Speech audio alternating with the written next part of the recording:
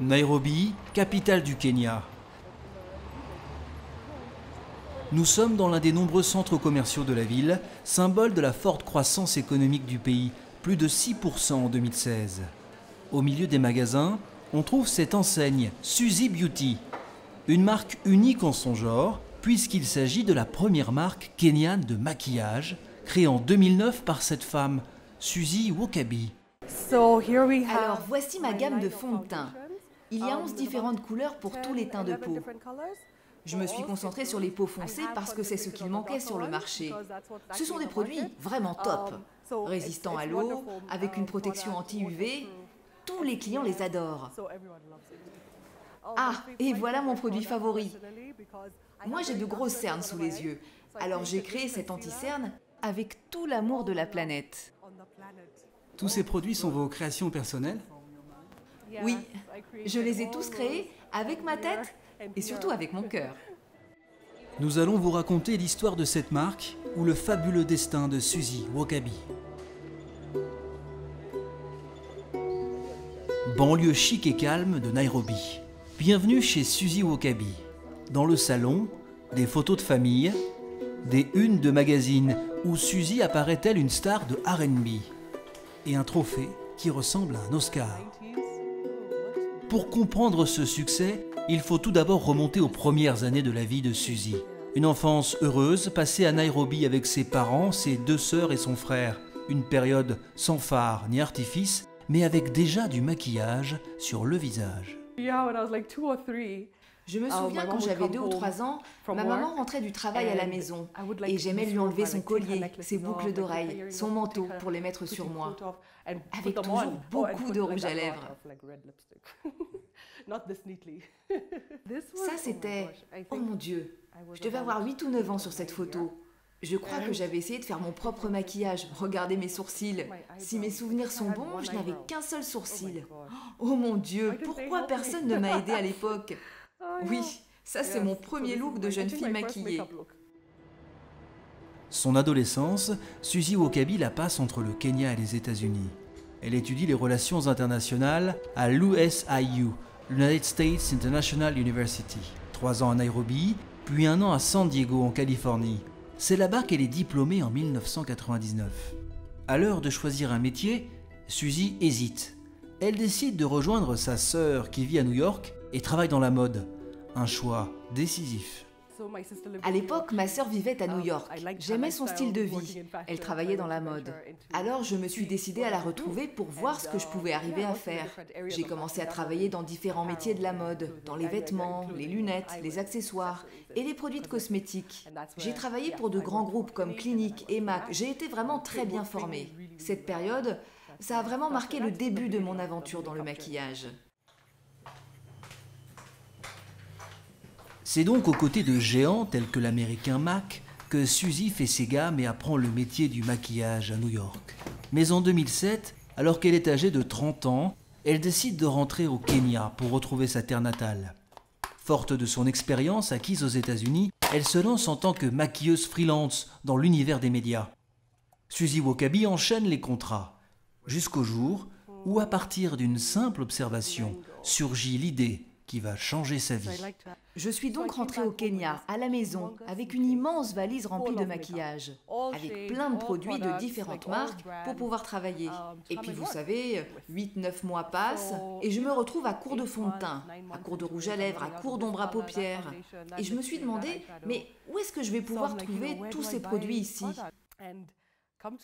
Et c'est là que j'ai réalisé que les produits que j'achetais 20 $ aux États-Unis me coûtaient 90 $ au Kenya. J'ai compris que ce n'était pas jouable, non seulement pour mon travail, mais aussi pour mon usage personnel. Alors je me suis dit que d'autres personnes devaient souffrir de cette situation.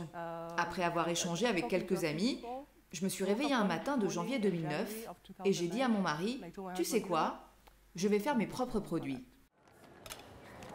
Suzy Wakabi décide donc de créer sa propre marque en 2009, convaincue qu'il y a une place à prendre sur le marché kényan du maquillage en vendant des produits de qualité à des prix accessibles. Très vite, elle trouve le nom Suzy Beauty, mais tout le reste est à construire. Le business plan, le travail sur la marque et bien sûr les produits.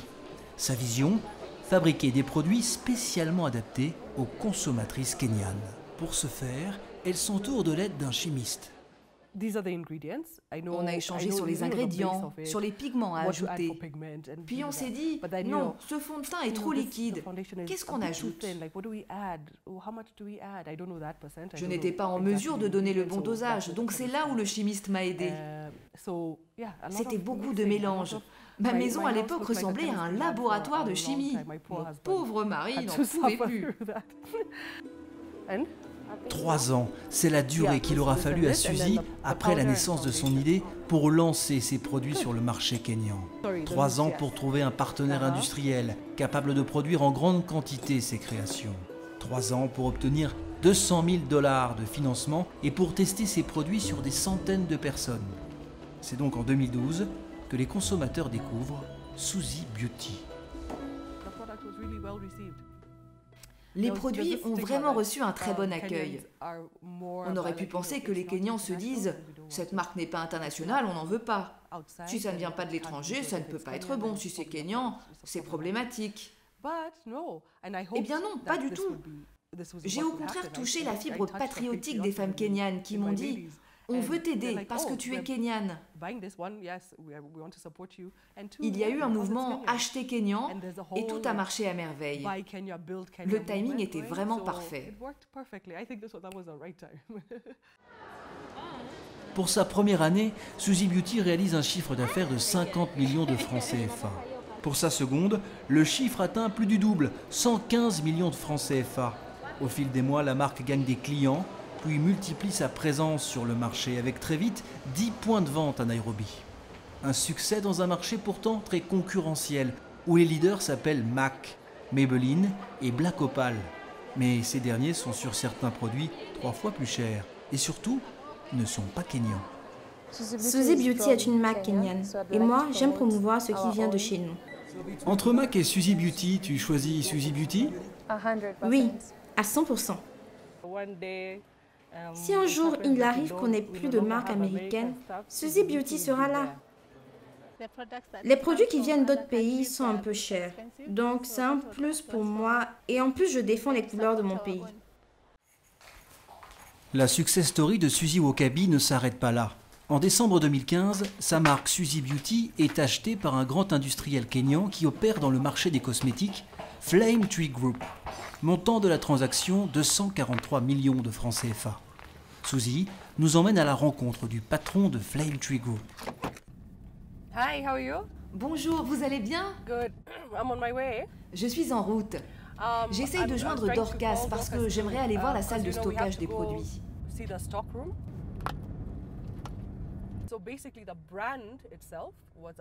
Alors en fait, la marque a été acquise par Flame Tree Group, mais je suis toujours la fondatrice de Suzy Beauty.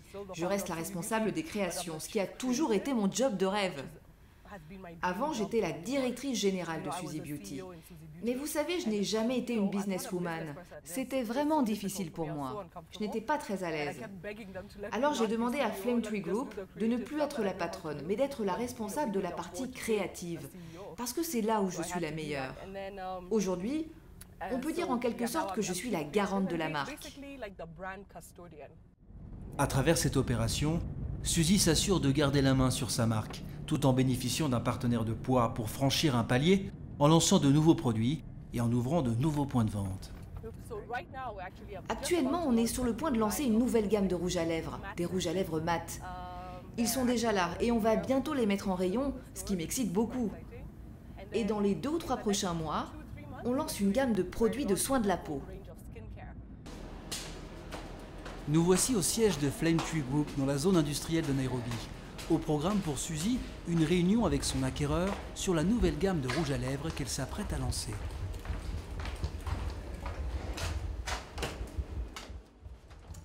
Bonjour.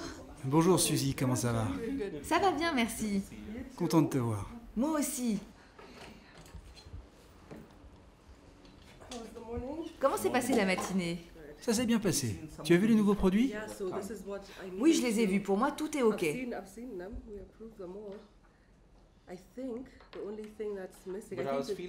Tu sais, je me demandais si la taille n'était pas trop petite et s'il ne fallait pas revoir le prix. Si tu regardes bien le produit, peut-être qu'il faut qu'on revoie ce qu'on s'était dit.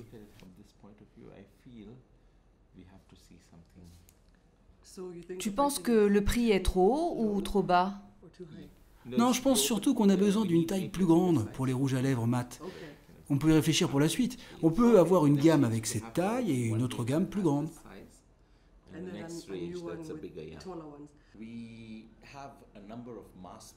Nous avons des produits distribués en grande quantité dans les supermarchés, comme des lotions, des shampoings et autres produits pour les cheveux.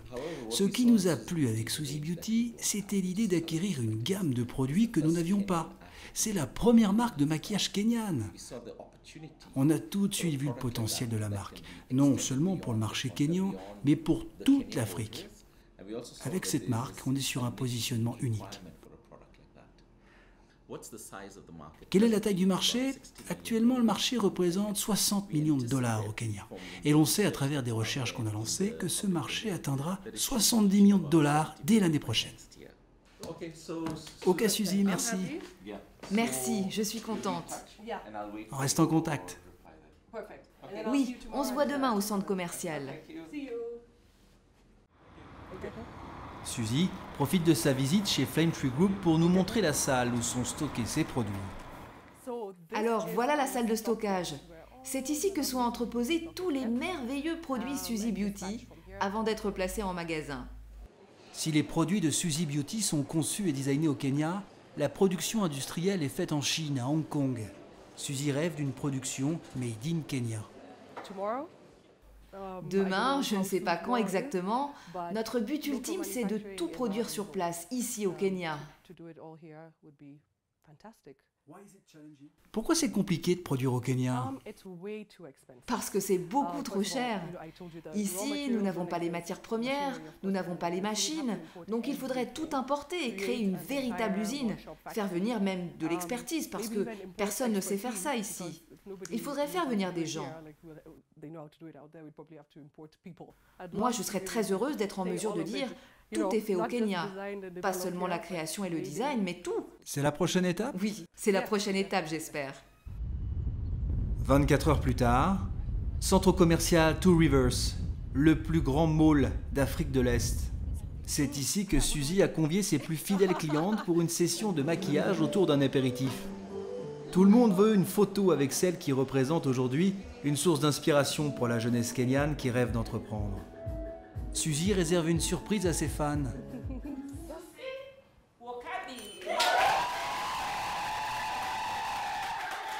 Sa nouvelle gamme de rouge à lèvres.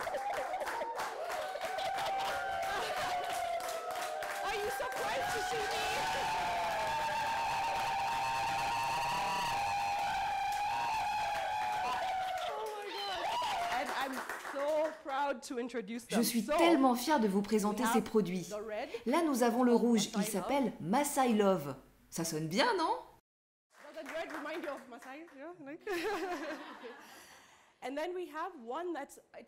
Là, j'en ai un autre similaire à Zamba, un rose plus profond, et il s'appelle Promesse.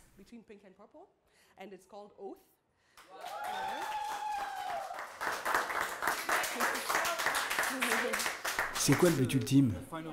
Vous vous fixez une limite? Vous voulez concurrencer les grands? Mais oui, partons à la conquête du monde. Allons partout. Pourquoi pas? Oui, rien n'est impossible. Rien n'est impossible, telle est la devise de Suzy Wakabi. La petite fille qui maquillait sa maman à l'âge de 3 ans maquille maintenant le tout Nairobi, en attendant de maquiller l'Afrique, puis pourquoi pas le reste du monde.